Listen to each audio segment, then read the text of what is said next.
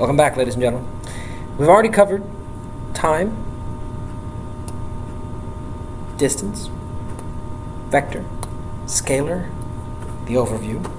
Now we're going to talk about speed. So, we're taking a look at speed, and it's of course got the same format as every other page in our book. Speed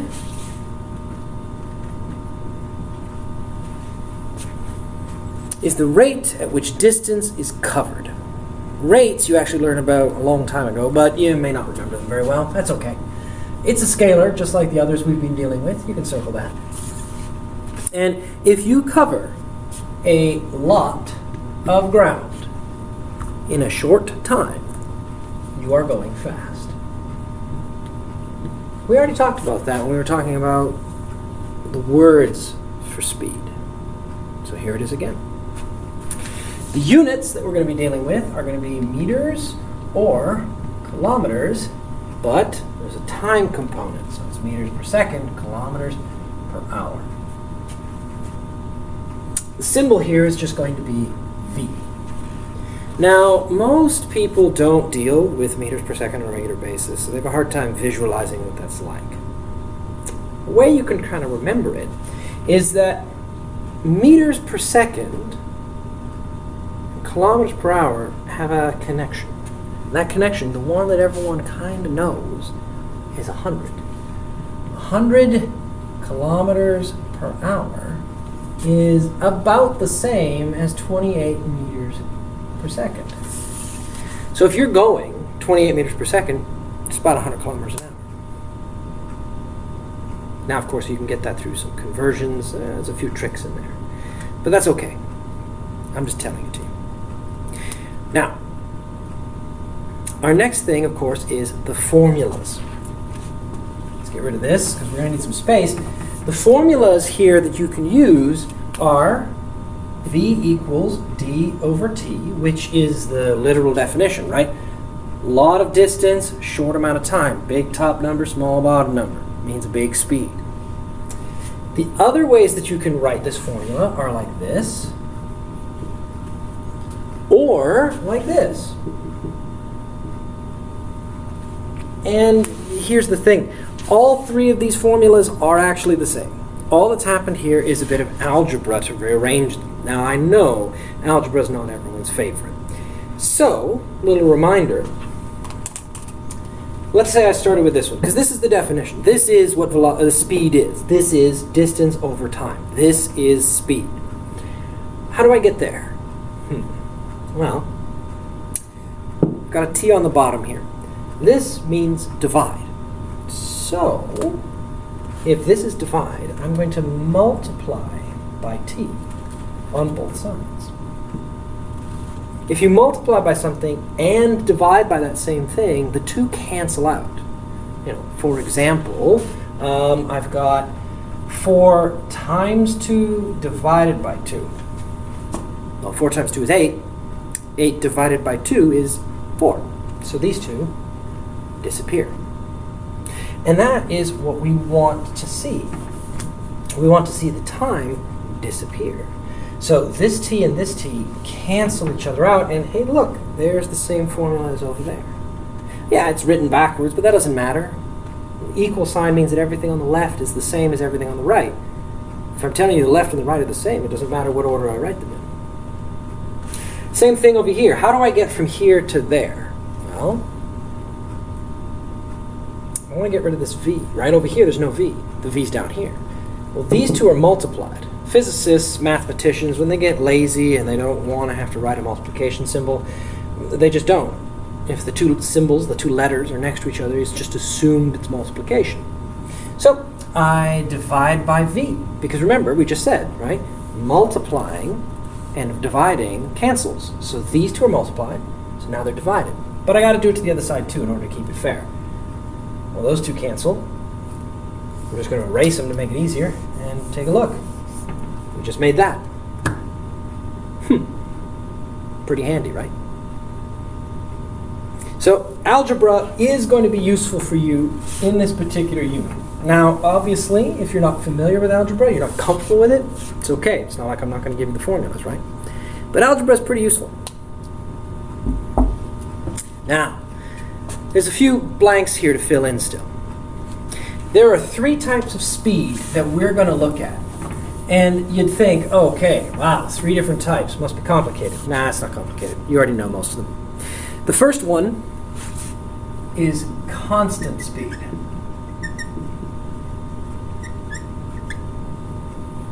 What does it say about it?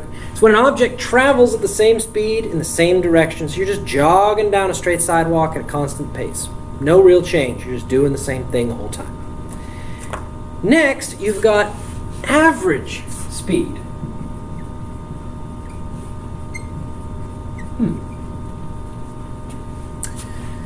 The average of the entire motion, including all the starting, stopping, and etc. The total distance traveled divided by the total time it took to travel. So, for example, when you're driving to school, you speed up, you slow down, you stop. At least I hope so. Otherwise, that explains some of the accidents around here, right? You stop. You change. But on average, if we were to take every single thing, you get a single number. That's the average. Read the next one. Blank is the speed of an object in motion at a specific instance in time. Instance. We've seen that before. We saw that in time directly. What do we have as a name for instance in time? Maybe you can flip back through your notes and see. Maybe you haven't even read that particular set of the pages yet. Who knows? But the words we're looking for here are instantaneous.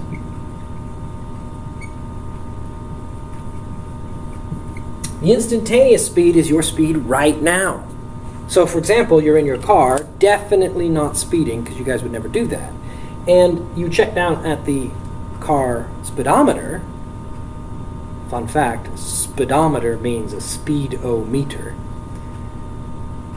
You look down at the speedometer and it reads 50 kilometers an hour. That's your speed at this exact moment. It doesn't tell you the average speed. It certainly doesn't tell you a constant speed, because you're going to constantly change. It just tells you what you have right now. So, let's put all this together, right? Let's try some examples. Once again, we see some examples in our book. Our examples here is, we're going to walk 2 kilometers to school, and it's going to take you 0.75 hours. What's your speed? Well, given. What are we given? We are given d equals 2 kilometers. And t equals 0.75 hours. Total aside, what is 0.75 hours in minutes, right? I asked that. Immediately comes to mind, 75 minutes. That's wrong. Sorry. Think about it, right? There are 60 minutes in an hour. You can't have 75 minutes. That means you have over an hour. We're going to do a real quick conversion. This isn't part of the question, but it's good practice.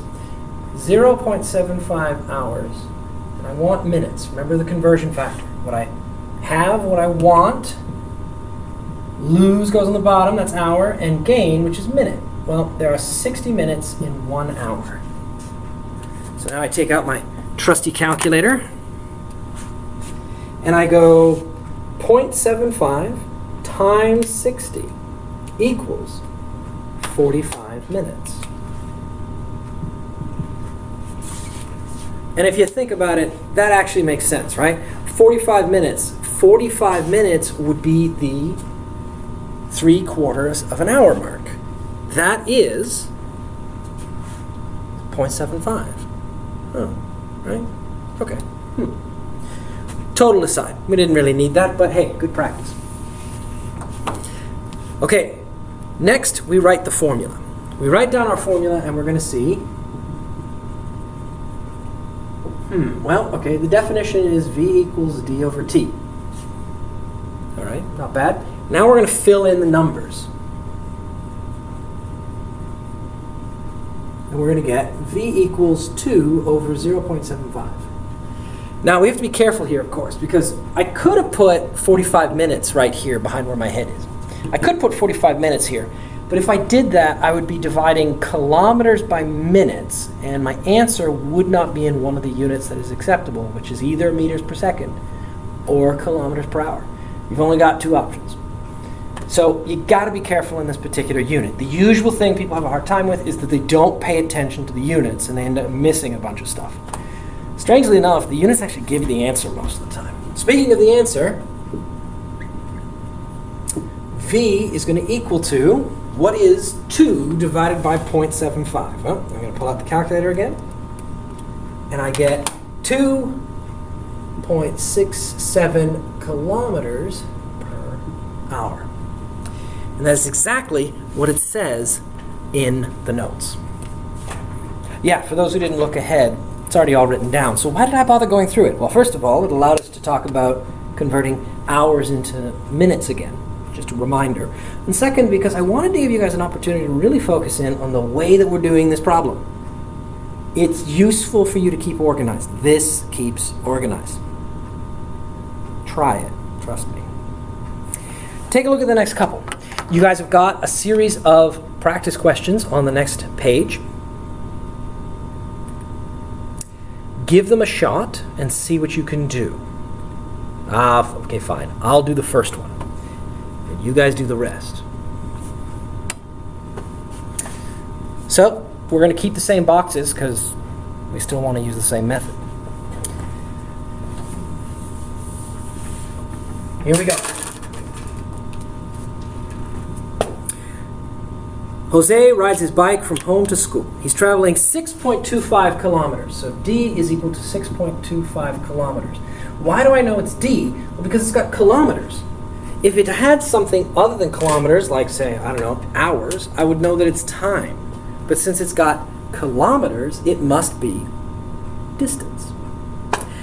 It says here that it takes him 0.55 hours. Well, there's our time. 0.55 hours. Okay, great. What's the average speed for the trip? Okay, so we're doing average speed. Generally speaking, we're going to be doing average speed. So our formula is going to be V equals D over T. Quick, do you remember what the formula for total distance is? Oh, maybe not. It has nothing to do with the question. I'm asking if you remember because, as I said, we're going to get more formulas. It's going to be easy to forget them.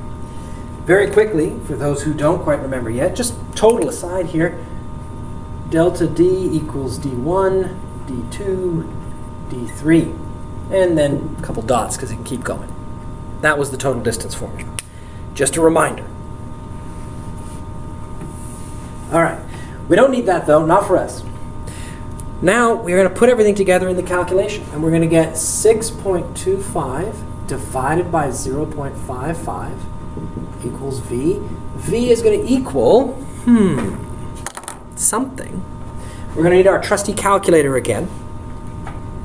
6.25 divided by 0.55 equals 11.36 meters per second. Is that right? Does that make sense? Meters per second is one of our units. But take a look at what we started with. Look at the given. Yeah. It's not in meters. It's not in seconds. It's in kilometers and hours. This is another common mistake. People just sort of get a number and then go, oh yeah, I'm going to make the units whatever I want them to be. Which is fine. I'd love that. Give me 200 pennies and then I just change them to a dollar sign, $200. Sounds great. Doesn't work though. Bank doesn't allow it, neither does physics. So this is kilometers per hour. Keep an eye on those things. You don't want to get them lost. Now, if we continue down here, you guys can try question 2 and 3. Read carefully, especially 2. They're not hard questions, but you got to read carefully. Make sure you set them up properly. Question 4 and the other parts, I will put answers up online in the drive. I'd like you guys to try all of those, and we will see how it goes. That's where I'm going to leave it for now. This one's a short one. I want to make sure you guys have some chance to practice. Next, we're going to be learning position and displacement. And those are going to take us a little bit of time to work on. After that, we're going to be able to move on to velocity and then acceleration. Although before we get to acceleration, I think I'm going to try to put together a little quiz for you guys to try, just to make sure that we're feeling pretty confident. Okay? All right, guys. Hopefully these videos are proving helpful. Let me know. I know there's a bit of a humming noise from the projector or something. Hopefully it's not too distracting. And for those who've only now just noticed it because I mentioned it, I'm sorry. Cheers.